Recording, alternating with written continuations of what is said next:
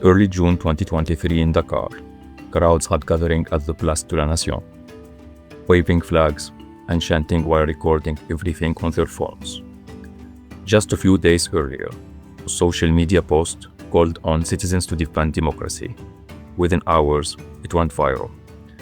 From the bustling streets of Dakar to the quieter suburbs of TS and Zikinchor, young people have mobilized through WhatsApp groups and Twitter threads. They have shared meeting poems, live-streamed events, and circulated images that spread across the continent in minutes. The protests began as a response to political tensions, but they have evolved into something larger. They have become a symbol of how Africa's citizens, especially its youth, are transforming civic and political engagement. We want to defend our democracy because we are really outraged to see how our government and its allies are really violating the rights of the Senegalese people. Our young people have been organizing, fighting in the streets, standing up to say enough is enough.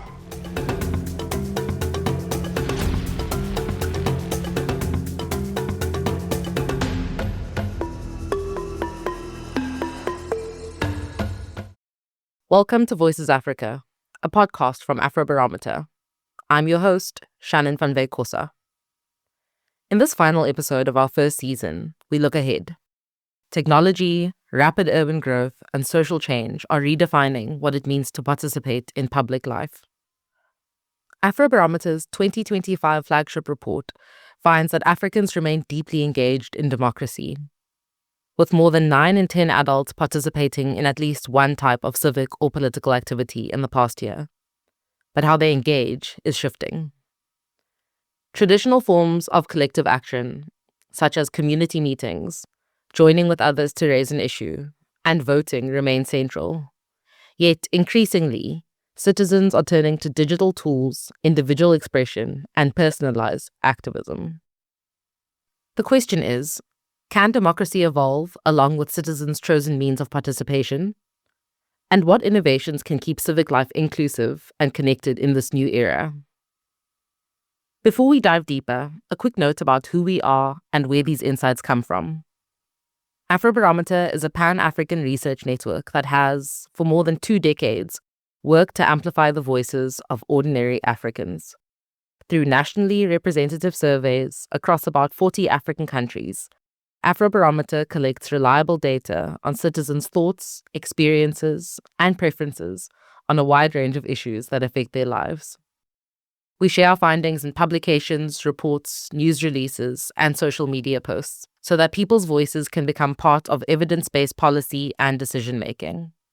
Our 2025 flagship report, which informs this podcast series, focuses on how people participate in democracy.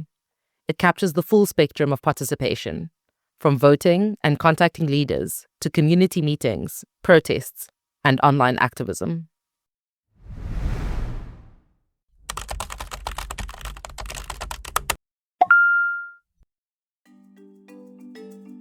The Senegalese protests offered a glimpse into this new kind of participation. Many of those who joined the demonstration had seldom, if ever, attended a town hall meeting or participated in a political movement. They learned about events on TikTok, verified details on WhatsApp, and used X to coordinate logistics in real time. The blending of online and on the streets action reflects a broader trend seen in Afrobarometer's findings. Citizens across the continent continually discuss politics, contact their elected officials, and vote. But young Africans increasingly use digital media as their primary channel for civic engagement. Protest marches aren't the only result of the digital activism. After the social media-fueled demonstrations in Senegal, many of these protesters went to the polls and helped elect a recently imprisoned opposition leader as their new president. In another example, in Kenya, opponents of the proposed 2024 finance bill use social media to share and translate documents, answer questions, including through the use of artificial intelligence to educate, coordinate, discuss, and pressure leaders. In cities from Accra to Cape Town, digital campaigns have become the new town square. An urban youth population, connected, educated, and often frustrated by limited opportunity, is using technology to participate in ways that don't always rely on traditional institutions. Urbanization and connectivity are expanding civic space, but also transforming it.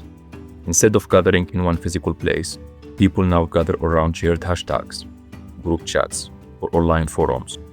The challenge is that these spaces, while inclusive in reach, can feel fragmented in practice. To help make sense of these trends, I spoke with Professor Getchi Karuri Sebina, a specialist in urban governance and civic tech innovation.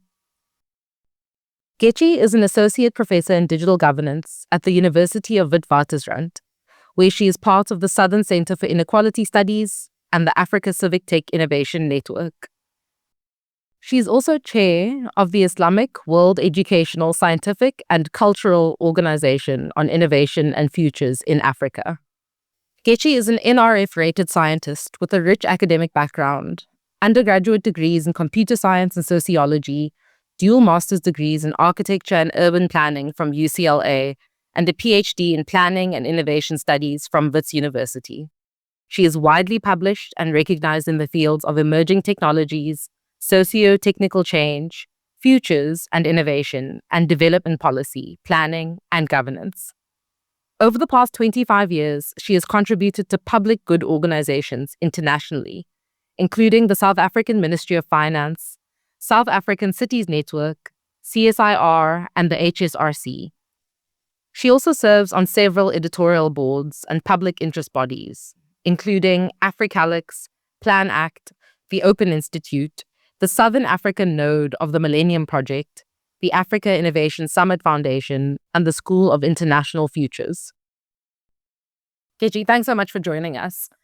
I want to start off by asking, are we seeing a fundamental shift from community-based to more individualistic engagement? No, thank you so much for this question, Shannon, and thanks for having me on the podcast. I would say yes, but perhaps with my academic hat, if you'll allow me, I want to step back a little bit. So just talking about the engagement we're talking about, what we mean by engagement and what we believe to be the purpose of it. Because I think for me, that helps us then answer, is there the shift or isn't there, right? Because the data is showing that there's this 14% drop in affiliation with political parties. I think your data is showing that. But, there are other data showing other interesting things, right? So if I look at where I live in South Africa and in Gauteng specifically, we're seeing our quality of life survey data telling us that, yes, participation in elections and certain formal practices may be going down, but civic participation in other forms has actually increased to 57% in this region. And I'd like to see that number for other places as well. So in a way, there's forms of engagements that we're seeing a decline in, but there are forms of engagement where we are seeing common participation in. And I think it's important to recognize that. And it might be, and we can talk about this if you'd like, it might be something about what is shifting about the nature of participation itself. What is participation for? What did we need it for before? And perhaps what do we need it for now, which might suggest there are other ways of attaining it. And it's not just about collective or individual. Thank you. I mean, I think you've touched on a really interesting point there, and I want to push a little bit further into how you believe technology is changing how citizens relate to government and one another. So there, I think absolutely we see a lot more people, particularly obviously younger people, being online. I think some of what we were seeing from your own reporting and from places like Kenya is where people get information from, right? So if 57% of youth are getting their news from social media, they're not reading traditional papers or other sources that they might have in the last century.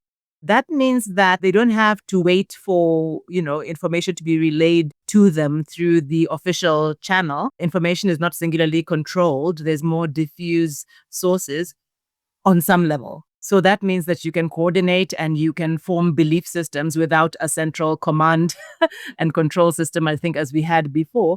But again, I think we have to keep coming back to the point, what's the purpose of this? Now, obviously, on a personal level, we're seeing many of us being much more influenced by our own digital existences, right? So what social media platforms you represent yourself on, you create these identities that may or may not reflect exactly who you are in person. And we're beginning to see that happen as well in political space, right? So you can be a lot more vocal than you would naturally be. You may not be the kind of person who might have gone to a rally or even joined a political party, but you can participate in some chat group or some online forum through which you are participating in different ways. And I think in those ways, technology does allow, through communication, mediate a different kind of engagement people can have. And then obviously the access, but also the creation of data and information is completely changed by technology. I think there's the dark side of that as well, though, where technology can begin to mediate what is real, to begin to create ideas of what is truth and what isn't. And we are obviously in this age, so-called post-truth era. We worry a lot about misinformation and disinformation, but there's also the echo chambers, whose information, whose truths people begin to believe. So I think that in a way, many ways, technology is changing how we relate to each other, but also how we relate to the world, and certainly how we relate to our governments. And I think it's important that we make sense of this moment because it's a significant shift. Thanks, Kechi. I'm really interested in what you've brought up about youth, but particularly that culmination of Africa's young population, increased urbanization, and then education. So we know that this generation of African youth are the most educated. What role does that play in shaping this next era of engagement? I guess what should we be anticipating, particularly from the government-centric point of view? Yeah, no, that's an important point. So, obviously in Africa, we are in this context and we talk about this massive demographic shape we happen to have, right? So the youth are the big numbers. And yes, you're correct. They're more educated than ever before, but they're also more unemployed than ever before. And so I think what we're facing, particularly with urban youth and with a context where, as we see massive urbanization happen, particularly around, I would say, Central, East and West Africa, they're also bearing the brunt of the unemployment. They're bearing the brunt of the corruption, the wars. And I think what we began to see in a place like Kenya, which I guess is the, common reference point in the past couple of years around the Gen Z protests, is that they're kind of demonstrating that they don't have to participate in traditional party politics in order to have an opinion and to act on that public opinion in very direct ways. Basically with a common purpose and a phone, you can in fact have political impact. And they showed that. I guess for me, the point is to play it forward in terms of where we begin to see that begin to signal not just a shift in how we can play pressure politics, but to how we can create different realities for these African youth, or how they can create their own different realities. And so where the digital doesn't just become a platform for protest and reaction, but really a space for collective sense-making and perhaps of creating new realities for people where the future may be looking very precarious. Thank you. I want to ask a little bit about the risks. So you touched on some of the risks around engagement happening online, and there's a lot of work done on, what that means for grassroots organizing. But I think what I'm really interested from your perspective of what are the risks surrounding that in the context of who owns these platforms that people are organizing on and how there's a global North dominance in terms of that ownership. I think that's a very real issue. And many of us, particularly now in many of the AI, sort of era conversations, there's obviously a lot around risks. And it's everything from safeguarding in very direct terms, how people can end up having their data used and weaponized in various ways, whether I guess we can say for good or not, because of course we saw in Kenya, for example, the youth themselves actually using data to sort of hack other people. But there's also the reverse, of course, is where the youth themselves can become victims of their own visibility in data terms. So that's the one kind of risk. But I think the other one would be, and we talk less about that, this alternative realities or these echo chamber realities I was mentioning.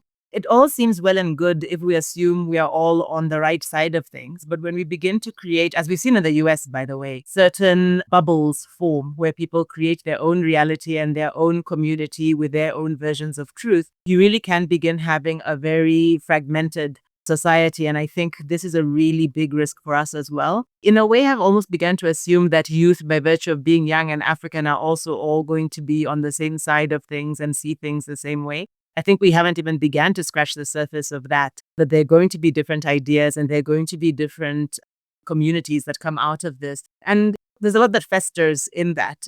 I think for better or for worse, some of our traditional political systems had ways of, if you want, mediating that kind of dissent, where you could have left-wing or right-wing politics, or you could have the Democrats and the Republicans have a debate about something. What begins to happen when that is completely online and everybody retreats into their corner, creates their own realities and have these kinds of bubbles?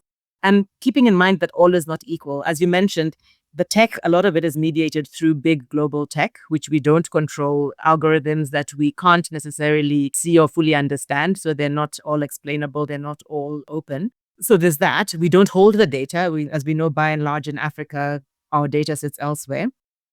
Many of us don't even understand how those technologies work. So there's that. But then also this idea that you then go into ideological bubbles. I think this may not be good for everybody. I think there's always power. There's a political economy at play here. The young people themselves are not broadly part of the power systems that own those architectures. You're merely a user at the end of something using what's provided to you. You are a consumer in a tech market. So these are important risks and reality checks, I think, as some of us think about where this might go. Oftentimes we'll see that the media will talk about this online engagement and how it directly kind of moves to street protests.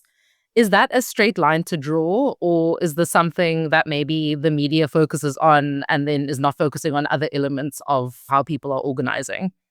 I wouldn't say it's a straight line. And if I understand the data we are seeing correctly, actual protest numbers haven't really changed that much over the decade. I mean, maybe at about 9 or 10%, I think is what I've seen. I think that there are other things happening, and it may be worth making sense of that. There's a part of me that thinks there's some extension of what we used to call armchair or bar stool politics to kind of click politics, where you can actually participate in certain online activism and never take it beyond that. And maybe, in fact, the notoriety of the Kenya Gen Z protests and what a big story it was might actually show that it's not that commonplace. But then I would end that sentence with yet. It's not that commonplace yet. I think we could begin to see that. I don't think that's what we're seeing yet. I haven't seen specific data in South Africa, for example, but I doubt there's a straight line correlation between the level of online activism and whether people are taking to the streets. I'm not even sure it's the same people, quite frankly. I think there's a class dynamic to those who are participating online still. I think there's still that skew slightly, and a different demographic that really, is willing to put down tools or put down school or put down, being at home to take to the streets. So I don't think so. I don't think it's a straight line yet. I want to touch on the point that you made about kind of the class differences in who has access to participation. So how can policymakers ensure that digital participation is inclusive for all and not just the socioeconomically connected elite? Well, Shannon, we have to assume that's their intention in the first place. You are very right. But I mean, look, they really do. And I think for now, there's a lot of work happening in the space of access and voice and all of that. So I do think that quite a bit is being done also to consider the actual platforms people are on, right? That young people are on, that even the poorest of the poor are on. And we know that digital connectivity, I suppose, is fairly well established in Africa, but I'm not sure it's always true in the sense of people having data or having other competencies with which to engage. I think for now, if one were trying to do that, you'd have to adopt more hybrid models, hybridized models where you can have digital platforms and digital, means for people to participate, but complement that with more traditional, more analog kind of approaches. So I don't know that we're doing very well at doing that. I participated even just in our last election here about a year ago. And it was really quite surprising how analog a lot of it is still, in a way that is almost a disincentive to participate, because it's the usual that we see across the continent, the long queues, the kind of haggling and harassment sometimes. And it's fairly well managed, but still, people were queuing for hours. I think 6-7 hours at some of our stations here. And that can't be the way. I mean, so we may say the digital has a barrier, but so does this kind of traditional approach. So I would say hybrid for now, but certainly needing improvements on both ends. I want to shift over now to specifically discuss civic tech, which is your area of expertise. So my first question for you is for perhaps the audience who are not that aware of civic tech and what it entails. Can you give us a little brief kind of definition of civic tech? And then can you speak to perhaps how it plays a role in rebuilding collective purpose and solidarity?